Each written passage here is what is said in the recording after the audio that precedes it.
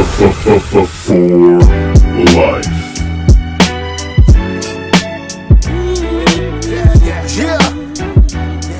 Bullet cast. What's going on? Stacy. This elite podcast in here. Ain't nobody better. Look. Yo, what's going on, ladies and gentlemen? It is I, the microphone messiah, your mother's favorite podcaster. Also the guy that knows the password to your mother's phone. Yeah, I do. I'll say it right now. I'll do it. I will do it. I will tell the world the password to your mother's smartphone. But I'll say that for another time. Ladies and gentlemen, I'm also joined by the Canadian Destroyer, BT, the somewhat defending podcast champion. Hey, I'm coming off a perfect title defense at Royal Rumble. Can you do it back to back like Cody? Are you one of those guys? I mean, Vengeance Days this weekend. Are you gonna put your money where your mouth is, huh? We're going through some changes right now. We're not going through no changes. We're not going through nothing. I feel like we should, No. save it for Elimination Chamber. Nah. We don't even talk about NXT that much. So that don't matter. We didn't talk about Impact for what years, and I walked out champion. Don't matter, bro.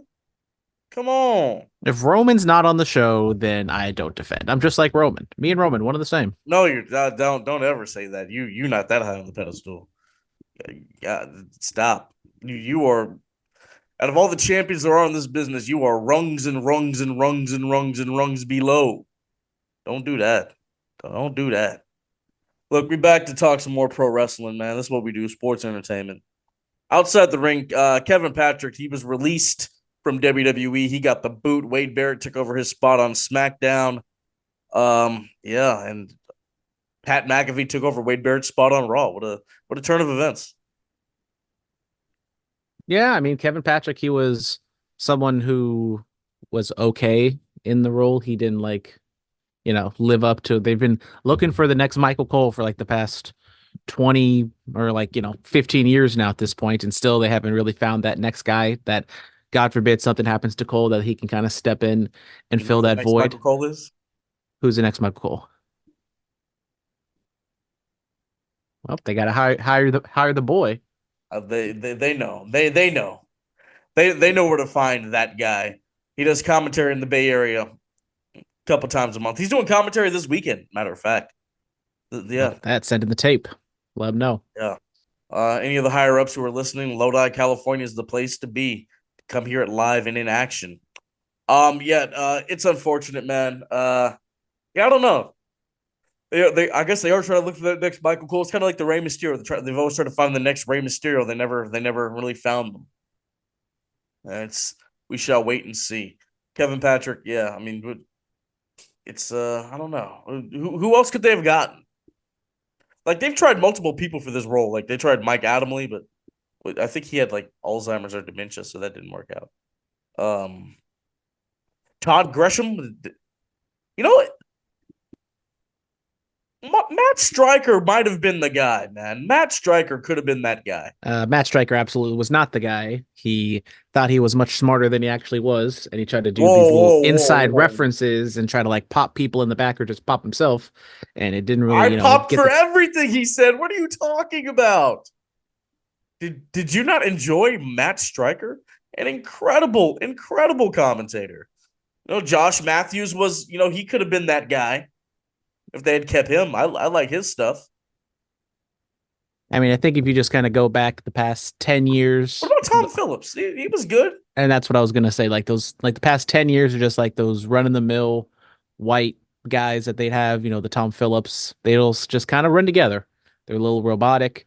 Have a little bit of personality that they get pulled out from the color guy.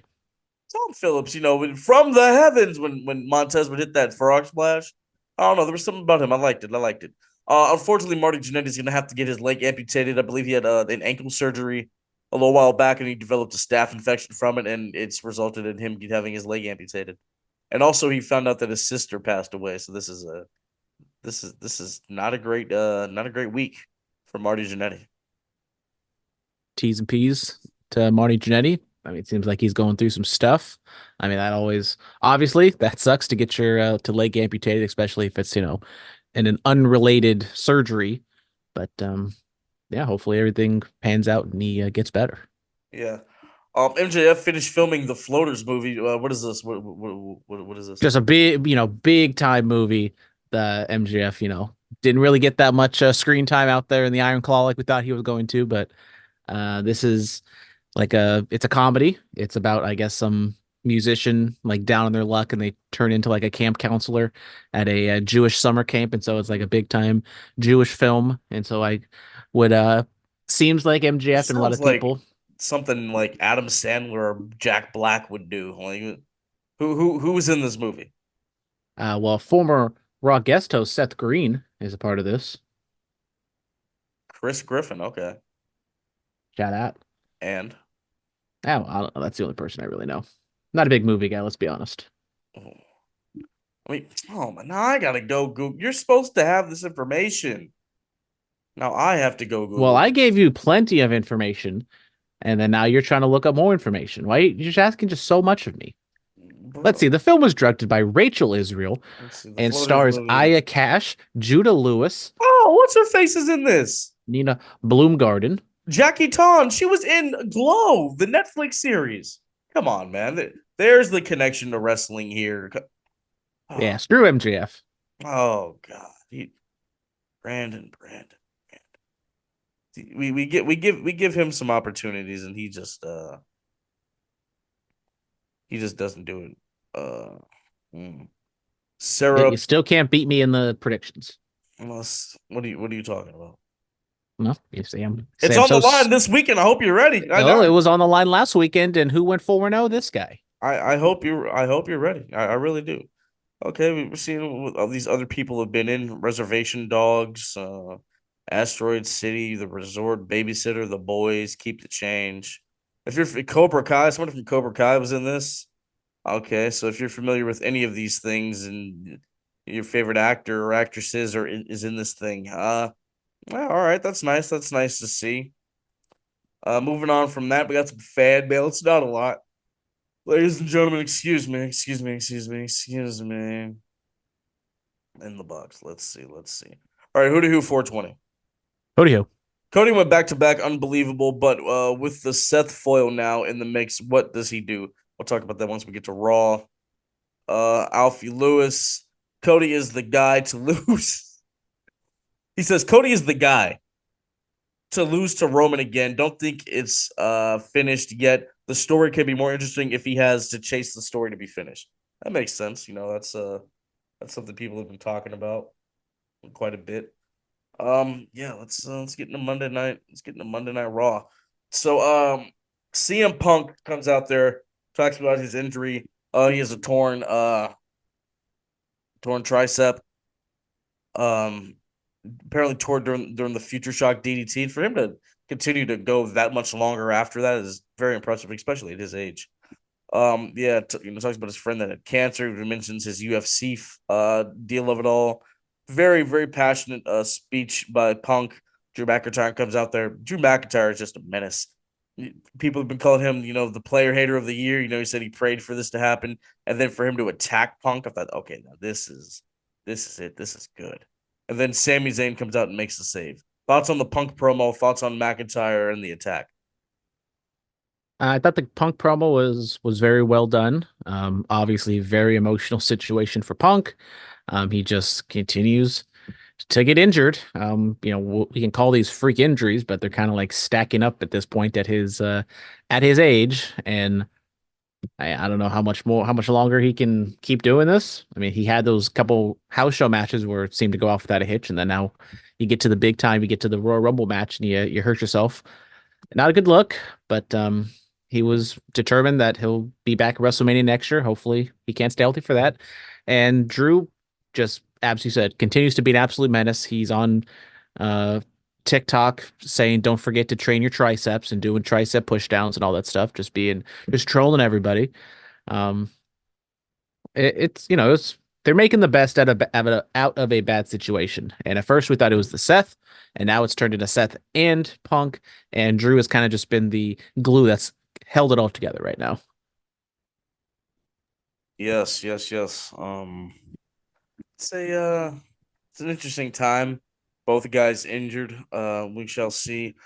Seth Rollins, interrupts Cody Rhodes. Cody Rhodes is out there. Samantha Irvin introduced him as the man that won the 2023 and 2024 Royal Rumbles. Seth coming out there and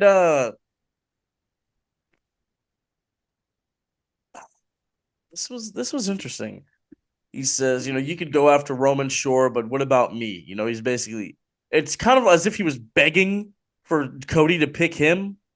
He said, you could go after Roman. You can have the Hulk Hogan title, the one where you politic your way into it, or you can have the working man's title. You can have the Dusty title, the World Heavyweight title. And Seth called himself the guy. This doesn't make you seem like a strong champion if you're asking the guy that won the Royal Rumble to pick you. I mean, it does seem a little desperate from Seth's a little, just a wee bit. I mean, I know they want to try to give some sort of doubt or some sort of intrigue to Cody possibly going down the Seth route, which we all know is going to happen. He's going to pick Roman, and they're going to have the match of Mania. Seth, I've kind of continued to be like, I don't feel like he's not my favorite. I have made that clear, but I thought he made an interesting claim, kind of, but I mean, it just kind of falls on deaf ears because we all know Cody's not going to pick him. And I think we're just going to get Cody being like, Seth is saying all these things, but I'm going to turn, why can't I be both? I can be this champion and the working man champion all in one. So it was just kind of TV filler, to be honest, and try to some false drama. I like a little, I like it. I see what they were trying to do, but he didn't. I don't think he had to go down the route of saying, pick me. He just could have been like, last year it was just Roman as champion. It was an obvious choice. Now, we have another championship, so you got a lot to think about. He could have just said something like that. He didn't have to, do what he did. But I don't know. If Cody were to pick Seth, it's like, well, he's beaten 3 times already. What's really the challenge? You know what I'm saying? I mean, this is what I was saying for like the past year. Why would anyone who wins the Royal Rumble pick anyone other than Roman? He's the top guy. If you want the top championship, you want to make the most out of your opportunity, you go after Roman. Man, you go after Ilya Dragunov. Stop playing. Or you go through Gunther because he's actually fighting champion. Why would you choose the Intercontinental Championship? Why would you do that? I don't know, because it's what it represents, like what Seth was saying. It's for a world championship match. Why would you do that? Well, it says main event WrestleMania. It doesn't specify world championship at WrestleMania. So then why not Logan Paul? Why not Obafemi, who was the There's a lot of baggage with Logan Paul. Yeah, I don't think Cody wants to get into that. I mean, we're just saying, well, why not that? Why not? Maybe at this point, maybe he is that Cup still running around NXT? Why not the Cup? If we're just saying these things, maybe he jumps his boy Nick Nemeth and goes over to TNA and he takes on Moose for their world title. Because apparently there's a working relationship there now. All right. Now you're just saying things. Now I'm getting crazy. Per usual. I mean, you've been crazy. Nia decimates Rhea Ripley. Damage Control is out there. Bayley's, I guess, about to make her proclamation. Rhea Ripley comes out. Nia comes out there. 3 leg drops and a Annihilator, which is the bonsai drop. And Nia says, "You better pick Io because Rhea's mine, or Rhea's not making it to WrestleMania." What are your thoughts? This definitely looks like it's setting up the Nia Rhea match in Australia at Elimination Chamber, possibly 2-turn Rhea babyface, or they just know she's going to get a really good reaction, so just kind of put her in that babyface position. Still leaves the door open for a possible triple threat with Nia, Rhea, and Becky. Seems as though Becky or Bayley is going to choose Io. Whether it's like a swerve bro or a Damage Control like turns on Bayley, I don't know how they get there, but it made Nia strong come out of the Royal Rumble. Bayley backing down, she's still a heel, and it made a lot of sense that way. So a lot of moving parts, and I thought they executed it well. Did you? Did you think they executed it well? That's what I just said. All right. Buddha retains the Intercontinental Championship. How do you feel? Another stellar match. Gunther and Kofi Kingston thought it was a fantastic match. I mean, Gunther can, despite people like not thinking Gunther's dropping the title, I think they still do a fantastic job at, having good action, making some believable near falls, and he just keeps on stacking these wins. I don't know what he's doing at WrestleMania. Seemed like it was Brock. Don't think that's gonna happen anymore. Um, I it would be a shame if, because of Brock and his stuff, Gunther kind of gets left on the cutting room floor at WrestleMania. I don't think Gunther's gonna get left on the cutting room floor. We have other options here. Well, if Drew gets put into the title match, that takes out, I would say the other strongest person they have there. You could do, could do Sammy. I think that could be a really fun match. Maybe if you want to finally put the title on Jay and he can kind of have his cementing moment. I think we're doing something else with Jay at WrestleMania. You kind of hinted at something at the Royal Rumble, but I think if we are going to do the Uso brothers at WrestleMania, I think Sami Zayn and Gunther could be something really special. And Sammy doesn't even need to win for that match to be fantastic. How about we have Cena come back and win the one thing he's never won? How about that? Well, apparently Cena is like almost done wrestling and he wants to finish his career in the UK. Okay, but he said what you told me. He said 3 years, so we have time. We have a lot of time left. I mean, if Gunther can get a really good match out of John Cena, that might be his greatest achievement during this title reign. I didn't say it was his last match. I just said he can come back and win the thing he's never won.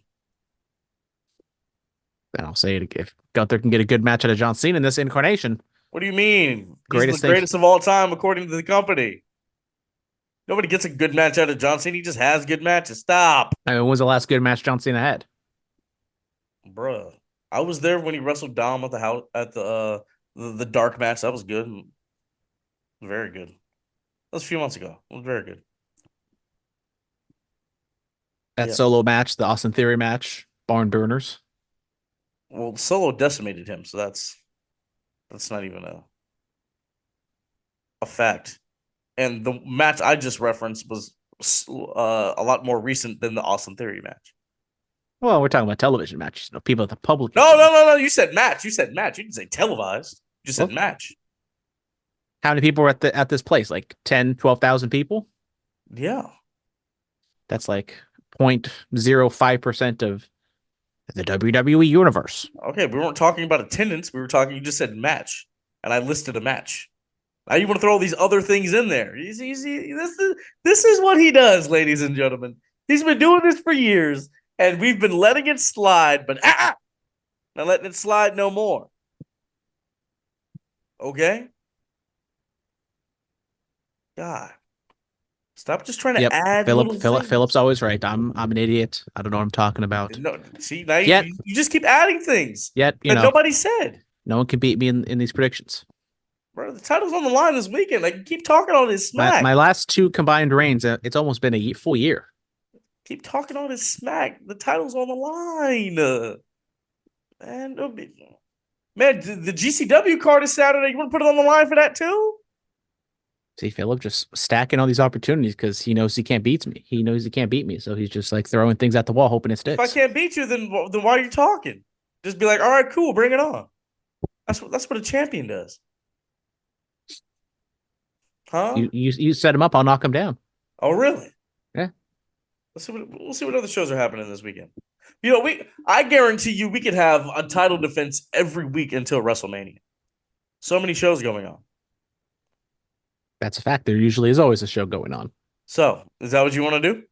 You want to do that? I mean, that's not what I want to do, but then, if I were to happen to lose it, it'd be crazy if then, whoever were to defeat me for it wouldn't start defending their title every single week. Oh, see, here we go.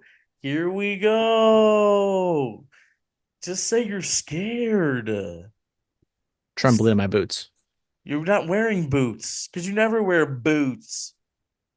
You got on some Pumas, some New I Balances. got some fuzzy little slippers from Amazon. All right, here we go, here we go.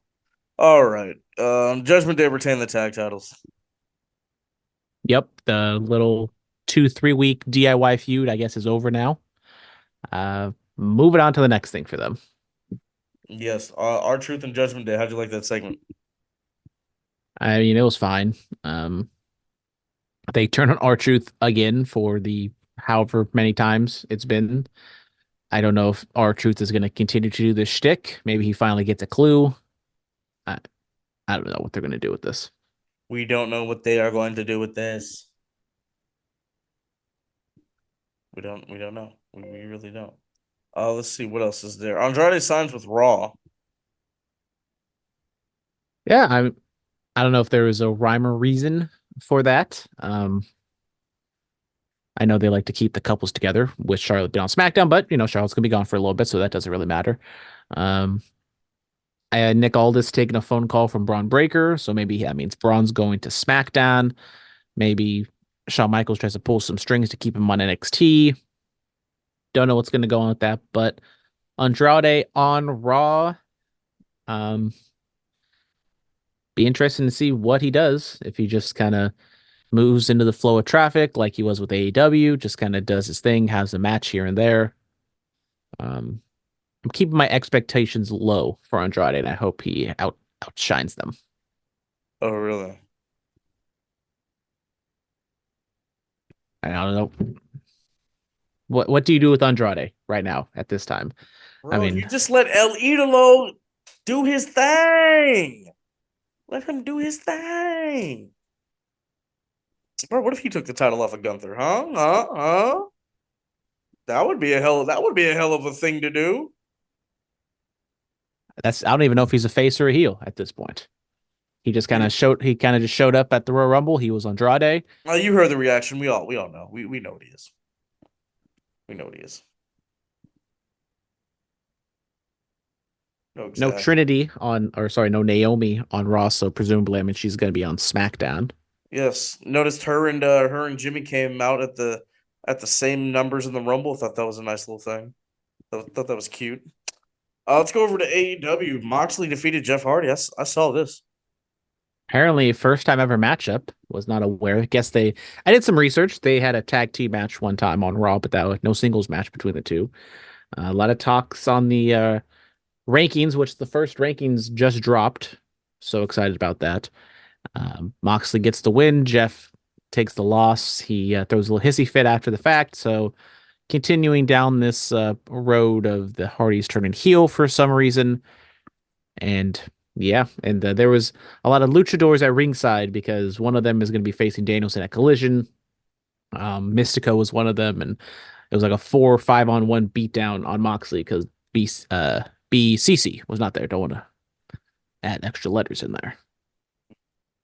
BCC? Yes, the BBCC. No, that's a BCC. Oh, okay, got it. What Sorry. what does What? that mean? The you know, they're the big Blackpool Combat Club because they're big strong boys. Okay. Yeah, yeah. All right, moving on. We got the dealer's choice matches. Hangman and Swerve choosing each other's match. Hangman just had a straight up 1-on-1 with Toa Leona, and Hangman won that. Then the main event, not so much of a secret, at least to the television audience, because they were dropping hints, but Swerve defeated RVD in a hardcore match. Solid match, 2 solid matches, and then both guys yelled at each other at the end of the show. And we will be getting a number 1 contender match between Swerve and Hangman next week. And whoever wins that will face Joe at Revolution. So they are stacking up this AEW Dynamite card next week in Phoenix. So it should be a good one, especially after this one. This week's episode kind of felt very lackluster, just kind of run of the mill, kind of having matches for the sake of matches and nothing really moving, developing any storylines in this one. I see.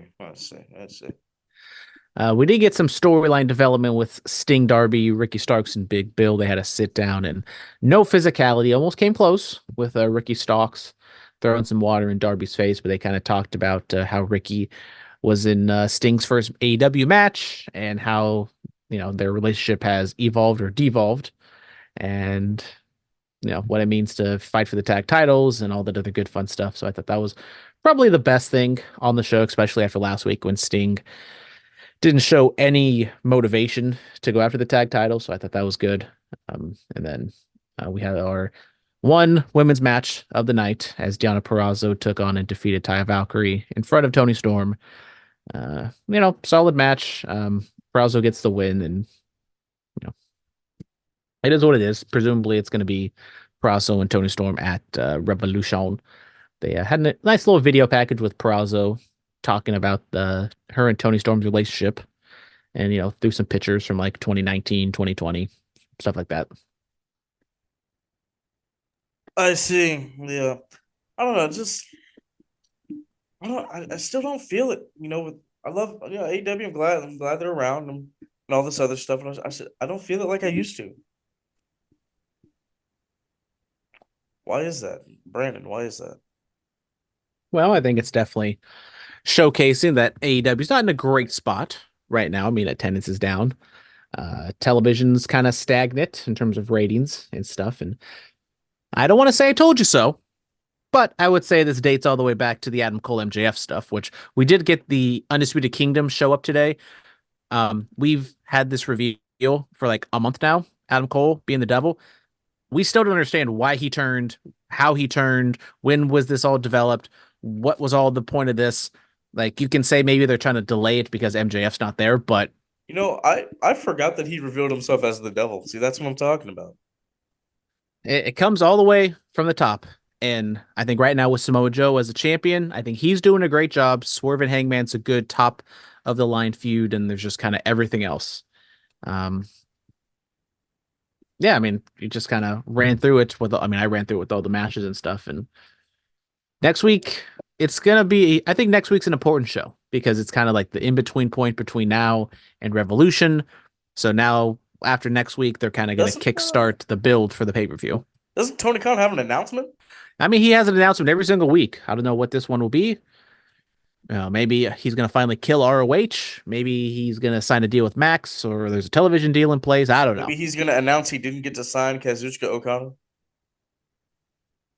I mean, that's a whole nother thing. And yeah, I mean, apparently, what Pro Wrestling Tees was told to kill his merch. So I don't know. We shall see.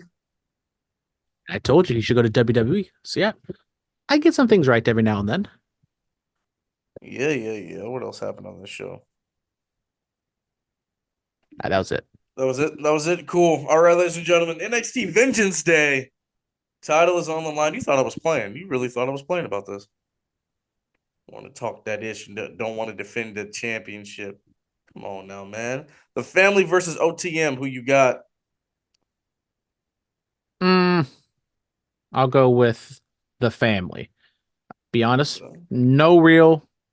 There's going to be a lot of these picks where I don't know what's going on, and this is one of them. I'm going to go with the family. I got the family as well. Dijak versus Joe Gacy, no DQ. I got Dijak. I'll go with Dijak as well. Once again, no real reasoning behind it. Dijak's, he's a good brother. He's a good wrestler. And Joe Gacy, nice to see he's still doing stuff after his cult fell apart. Thought you watched the product. Well, why don't you give us an in-depth preview on all these matches and how they've come to be? You're the champion. You're supposed to watch it all. But this is your show. You keep telling everyone it's your show. Wait, hey. I'm just happy to be here. I'm not the higher ups. I'm just the guy that hits the record. There are higher ups in this game than me, man. Obafemi defends the NXT Championship against Dragon Lee. So you see, Obafemi defeated Dragon Lee for to win the NXT title. So this is his rematch. Is that some? Okay, got it. Dragon Lee is on the main roster, kind of, not really, but yes, he is. I think Obafemi retains his title here, and Dragon Lee moves on to SmackDown. We can't just keep agreeing, bro. I got Femi. Stop Well, doing this. Laya Valkyria versus Roxanne Perez for the NXT Women's Championship. You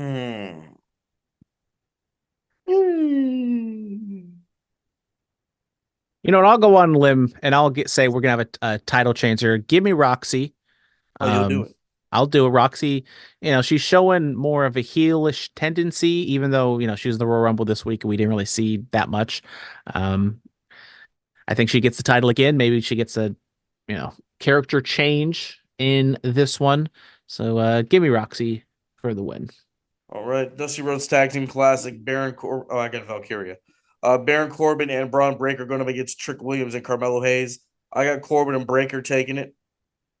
Well, there you go. I got Carmelo Hayes and Trick Williams winning the Dusty Tag Classic. So there you go. I'll jump to the finals or the final match. Ilya Dragunov and Trick Williams for the NXT title. I'll have Ilya retain. Classic WWE booking. Kind of 50-50 booking. One person wins and loses later. Yeah, vice versa. I was thinking that. Maybe they pull the trigger on the Melo heel turn. Melo's spending some time on SmackDown. I don't know. I would presume they're gonna, flesh this Trick Melo feud, at least until was it Stand and Deliver as the WrestleMania show. So I think that's what we get here. Yeah, I got Dragunov. So there you go. We got 2 different matches, and then we'll split it, and I'll still be the champion. I just need to win one. That's all I need to do. I just need to win one. I need Roxy to win the titles, or Trick and Melo to win the Dusty Cup. There may be other picks. There may be other people involved. We don't know. There might be other people involved, but there's other times where I'm watching the show live, or there's an added match late, and I send in my pick, and it's crickets.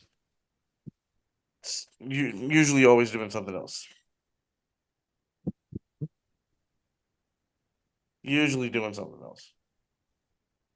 I got no life. I'm just sitting here watching the wrestling on a weekend. As you should. All right, ladies and gentlemen, that's going to do it. This Saturday, Lodi, California, Roma Warriors. You want to put it on the line for that too? Yeah, we'll just see what happens at NXT Vengeance Day before. Wow, you scared? My body can only take so many defenses. Okay, you're stop that. Don't ever try to classify this as if you're a worker. I'm almost 30. I'm getting old. I got my heart can't take it anymore. Yeah. And a bad back. NXT Vengeance Day is this weekend, along with Realm of Warriors, Lodi, California. Come see all your favorites: Matt Vandergriff, Jordan Oasis, Tarzan. I believe of the Odyssey of Death, Journey Fatu, and I believe the New Era Savage. Juicy Finale might be in the building. I don't know. I don't know what's going on. I have no idea. What's going on with anything. I'm just naming off names, guys. Who's actually advertised for this thing? Let me see. I'm just going off of people who have been there in the past. Let's go to the let's go to it now. Let's actually see. Dun, dun, dun, dun. Okay, there we go. So advertised: Dave Dutra, Tarzan, Matt Vandergriff, Chemo, Jordan Oasis, Brooke Havoc, and Gangrel. Yes, and I'm sure there are going to be more to follow. Go get your tickets. It's in Lodi, California. I think Tony Vargas is going to be there as well. That's going to be something cool. Thank you guys so much. As always, be safe and stay dangerous. Turn us on if the feeling is right. Every opinion now comes from the heart. No time we move with a part. We on the radio, it's wrestling. Time's aggression. Here is the feeling in the pool.